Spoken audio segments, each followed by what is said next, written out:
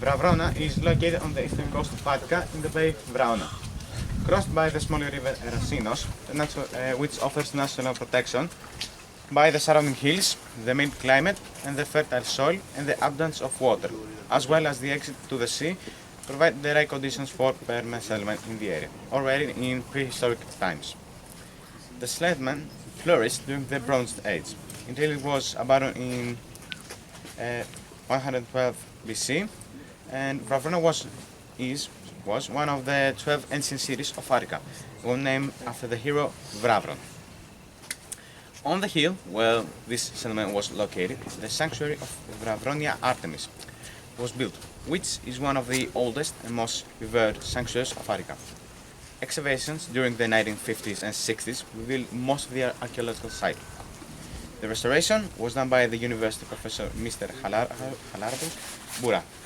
The most important attractions of the archaeological site are the Temple of Artemis, the P-shaped gallery, the Holy Spring, the bridge over the Rasinos River, and the Palestra and the Gymnasio. In the Vravrona Museum, incredible sculptures of the bears, the girls, who were dedicated to the goddess Artemis, are exhibited there. Artemis was worshipped by the ancient Greeks as the goddess of nature. She was a huntress, protector of animals, a goddess of life and fertility. As evidenced by the rich votives found in the temple, Artemis was worshipped mainly as the patroness of marriage, childbirth and family life.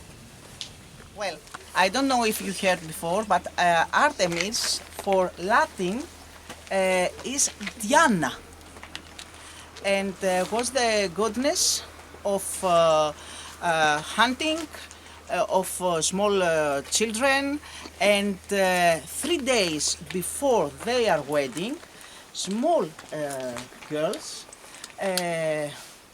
came here and they donated their toys with their other girls who were their friends to the goddess. Okay. And in Virgil, Latin, in Aeneid, likened Dido to Artemis, to Diana. Okay, I don't know if you read Virgil. No? No? No. Aeneid? No? No. No. Okay. That's your opportunity to read it. Thank you. I'll do that right now. According to the legend, during the Trojan campaign, the goddess Artemis demanded the sacrifice of Iphigenia. Let the Mycenaean fleet sailed towards Troy. At the moment of the sacrifice, Artemis rescued Iphigenia and took her to the land of the bulls on the shores of the Black Sea. Iphigenia returned from there to Greece with the help of her brother Orestes. According to a variant of the myth converted by Euripides, Iphigenia on her return arrived in the region of Vravrona and became a priest of Artemis. The cult of Artemis in the region of Vravrona seems to have started around in the 8th century BC, while the temple was built in the 6th century BC. Speak about climate change and the monuments. Unfortunately, the intense flooding phenomena of the area from ancient times until now, due to the overflowing of the river ERASMUS. ERASMUS is next to us, we can't see it now, but it is next to us, had negatively affected the monument. The erosion of the ancient temple is really evident. Can you see the erosion here? Yes. It's very visible. Yes. You can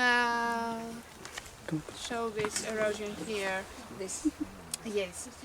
The sandstone, which is composed of sand and calcite, is the main building material of the monument and has entered a process of degradation due to the flooding phenomena. Corrosion is caused by repeated wetting and drying cycles. Due to flooding, soluble salts seep into the rock, swell and eventually fragmented it. the effort made to remove these salts is through desalination. But with the ongoing flooding, the erosion of the material continues, is still going on. Also, the attempt to hold some surface layers of the stone is difficult because the parts of the monument are bulky, very big, and there are very few available fixing materials which do not further degrade the material. The current climate change makes the situation even worse because we have many periods of flooding and many periods with high temperature and drying. So climate change really affects this monument more, I think, because of the thing about the river and the flooding itself from ancient times. Okay, Yes. thank you. Guys, you see here? It's not a very good circle. Okay, so I'll sit here a bit so that everybody can see me. And I'll sit here. Thank you. So, we're very happy to have you here. Welcome at the Vravrona wetland at last. Till now you were at the museum and at the archaeological site, right? So we will welcome you now in the nature, in our home. My name is Rula and my colleague here, Christina. and we welcome you here on behalf of the Hellenic Ornithological Society, which is the BirdLife partner in Greece. In your countries there are other BirdLife organizations. I hope you know them: Lipu in Italia, Spea in Portugal, Biome in Croatia. Do you know them? Yes. And we are in very good collaboration with all of these organizations, so we are very happy to have you here.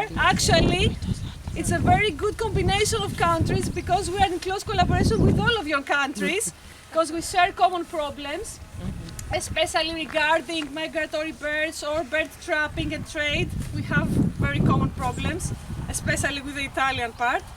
So here, as host, the Hellenic Ornithological Society, η Ελληνική Ορνηθολογική Εταιρεία, θα σας μιλάω και λίγο στα ελληνικά. We have this area like a reserve. It's not a private area, of course. It's a Natura 2000 site, which is a protected site.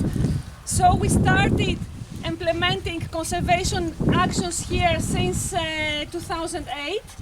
So it's already almost 15 years that we're implementing this project that you will see. We are monitoring the local wildlife in very constant level and all year round, and we have done a lot of infrastructures and other sites in order to protect the local biodiversity. So, what is very unique with the Vravrona that you have already experienced, I guess, is that it's a very nice combination of nature and culture that you don't find very easy in other sites. That's why we call that project coexistence of nature and culture. That's why this very beautiful archaeological site that you have visited was dedicated to the goddess Artemis, and that was totally linked with nature and wildlife and not to another god or goddess. So this is very important, and we are always implementing our environmental education activities linked to the archaeological site. So far in Vravrona we have recorded more than 230 different species of birds, which is almost half of the Greek checklist. This is very important. Most of them are migratory birds, but almost half, not half, actually 150 of them are resident species like you in your countries. So we can see them most now as well. This period is something in between the seasons because the autumn migration has finished. Most of the species of the migratory birds have reached their wintering grounds in Africa or elsewhere. So we have some winter migrants like ducks, geese and swans already here. Not swans yet in Vravrona, but they keep on coming. The weather, of course, is not winter at all, and I think in your countries as well, right? In Croatia, is it winter or not? Because at least for the rest of the Mediterranean, it's like It's raining. it's raining. Yes, it's raining, but it's not- still not very cold, hot but not for us. cold. I mean, it was like summer all the Yes, past days. yes. Was, yes. The same thing. So I mean, the winter migrants are still in the north. They haven't reached us more or less. But we will be able to see, I hope, there are a lot of egrets and herons at the wetland. Vravrona is a coastal wetland, so it's and we will see also the river, which is called ERASMUS, that starts from the hill, and there we will reach the estuaries, and we will be able to, I hope, we will see some birds of prey. This period is very nice to see buzzards, gerakines, falcons and eagles. It's a very nice period, and also there are a lot of passerines, micropoulia, small birds. You can hear some. It's ideal for the robin, Kokinolemis. You know this, I think, in your countries as well.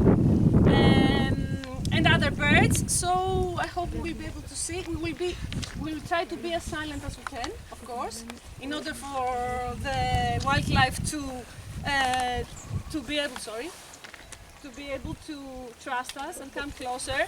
This is a gull. It's called a yellow-legged gull, Asimoglaros. It's the most common gull that we can see because we are near the sea. We will see a lot of them. And I don't know if you have seen, we are very close to the airport. Have you seen? Yes. Yeah.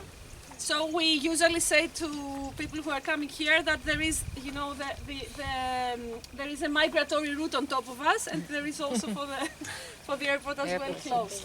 Okay, so we will try to experience the nature with all our senses. So we need our eyes, of course, which is very important for bird watching. Our ears. Most of the times, birds are, you know, are very shy, and we don't see them, but we can listen to them. So actually, what you listen now. This is a magpie, Caracaxa, that makes this sound, and we will hear the others as well. This is a perfect period to hear the passerines. So let's go, not to lose time, to go to do some bird watching on the coastal area, and we will talk about. As you can see, we're entering the wetland. Okay, so this is our first stop in Vravrona. We host an important wildlife, and we host a lot of different species because there is a variety of habitats, which is very important. A little bird told me that your topic is about climate change, right? Yes. Okay, I guess you know, or if you don't know, it's very, very important that the most major issues that we face in our century is climate change as well as biodiversity loss. These are two pylons, let's say, two major problems that can't be treated, you know, separately. They are totally linked to each other. They are very crucial issues, and what can help us a lot to combat climate change as well as biodiversity loss is to have resilient ecosystems and to maintain the natural ecosystems, because they will help us tackle climate change, especially wetlands. That's why I think, apart from the cultural element, that's why you visited the Vravrona wetland, because wetlands will help us a lot to be able to tackle climate change and to be able to have more resilient ecosystems, and to help us also because, you know, the water level is rising, but wetlands are very, very important for us and for biodiversity. So Vravrona, I think, is a great example of what can happen and what we can do. So I want you to look from on the right and on your left as well. So you see two very typical ecosystems in the area, two very typical habitats. One is the Mediterranean shrubland. In your countries you have very similar countries, especially Italy and Portugal as well. Croatia also. Croatia, yes. Croatia, yes. Croatia, this one. Exactly the same. Yes, it's very, very, very similar. Yes, Croatia is more, you know, you have also some of the uplands, but yeah.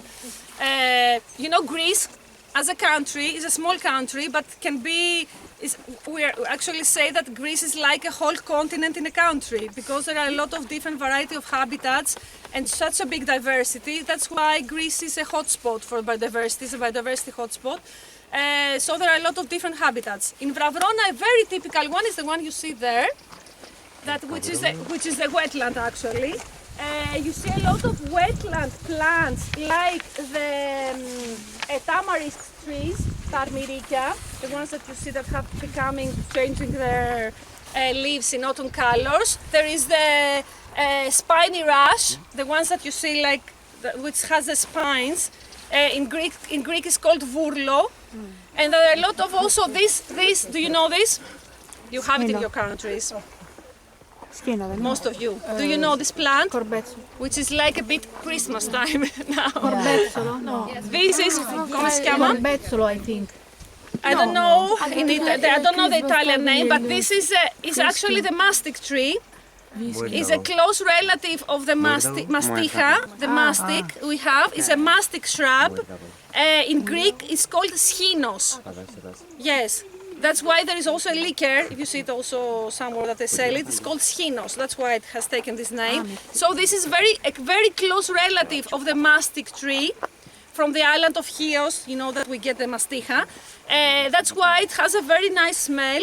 And in Greece, we use it a lot in order to give a nice fragrance to wines. So this is very close, a relative of masticha, the well-known mastic. Lentisco.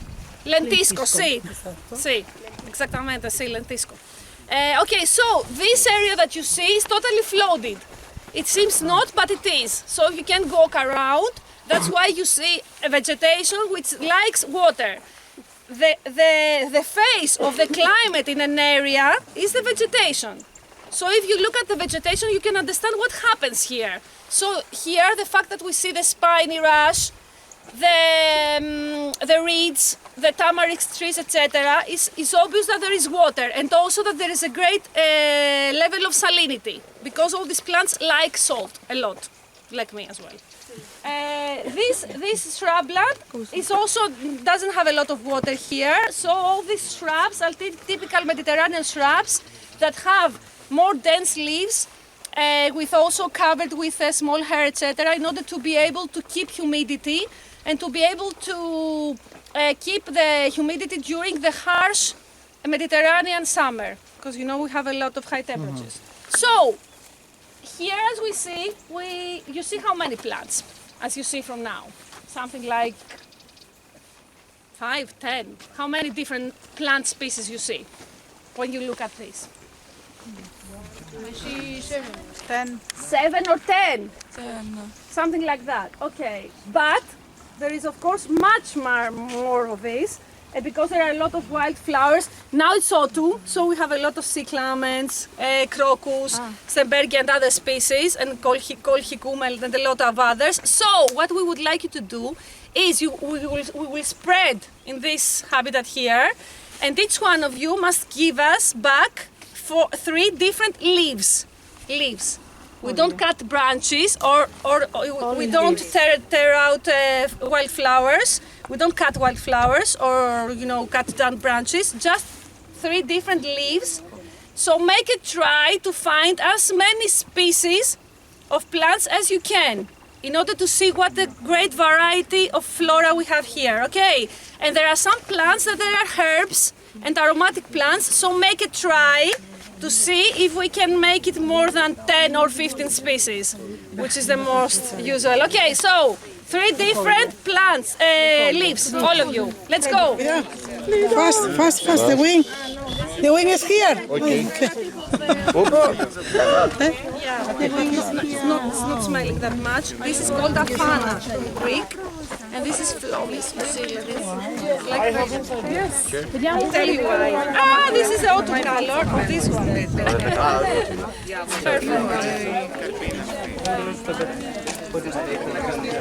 Perfect. Wild olive. Perfect. You found the thyme. Perfect. And I have time. Ναι, μπράβο ρε παιδιά, τέλεια. Okay guys, you were great actually. You found more than 50 species. Nobody has done it before. We're a great team. White cedar, you are a great team. It's because we are multicultural, that's why. This is called lapsana. It's a typical wildflower of wetlands. Doesn't smell nice at all, but it's called, yes, lapsana. Someone has digged the soil and there are some small holes. Okay, in Vravrona, of course, there are not only birds, as BirdLife Greece, who are mostly interested in birds, but there is a lot of other wildlife species, and of course we have a lot of mammals. The most important mammal species that we have in Vravrona is the golden chacal. It's a species which is in Greek is called chakali. The golden chacal is a species that likes a lot the lowland areas and in particular wetlands. That's why in Vravrona their population was diminished a lot during the past years, but now it starts growing. So we have a nice population here in Vravrona as well, and of course we have foxes and other mammals, and of course a lot of reptiles and amphibians that birds like a lot to eat them. But there are a lot of mammals and other species that are nocturnal animals, or are mostly not nocturnal only, but they're more active during the night. So we have here as well some wild pigs, Archaeoburuna, that they come here after the dawn. So you see all these holes that you see is from them, because they are searching for bulbs and roots, and so they make all these holes all around. And also, there, I will show you the nest of a fox, somewhere here closer. Christina, let's go and see. Of a nest of a fox. It's like you know, this is the front entrance of the garden. There is a corridor and the nest is inside, okay, because they're digging a bit underneath the ground. So we have a lot of foxes here. They're eating some of the birds, but it's okay, it happens. That's the circle of life. So pay attention because there are some others as well. So actually this tunnel, yes, is the corridor of the entrance. Okay, I'm ready, sorry. Okay. So now we have a better view of the wetland, because before, you know, we were in the level of the Tamarisk Sea, so you couldn't see much. So now you can see actually better the wetland area. So it starts, look up there, on your left, it starts from these hills. This is a protected area. And all these tamarisk trees, across them is the river ERASMUS, and actually you see here that the river, these are the river estuaries that reaches the sea. So it forms like a delta, as you see. And because it's this time of the year, there are some rains, etc., all this area is flooded. And actually this is the area which is the most important for the wetland, because it's like we call it the bird restaurant. So everybody is here, you know, the herons and other wetland birds in order to eat. And of course the nesting sites are all across the hills as well as in the tamarisk trees. But now it's not a nesting time. So now, this time of the year, we can see a lot of herons and egrets. In Greek it's called lefkochiknias and argyrochiknias. In your identification guide, what the species that we will see first are the ones in page 9, the ones that you see. The little one is called, this one, the little one is called little egret, and the other one, the bigger one with the yellow beak, is called white heron. Okay, so let's see. Είναι δύο, Ναι, είναι ένας εκεί και ένας εκεί. ναι, θα δούμε τον πρώτο. Πού τον βλέπετε ρε κορίτσια? The big white that you see, first of all, these are all migratory birds, but some of them stay here all year round. And especially this one, the first that you see, the white one, which is a very big one, the great heron, this one is a species that stays all year round, and we in particular see it during winter. So it's very typical citizen, let's say, of Vravrona. Perfect. I want you...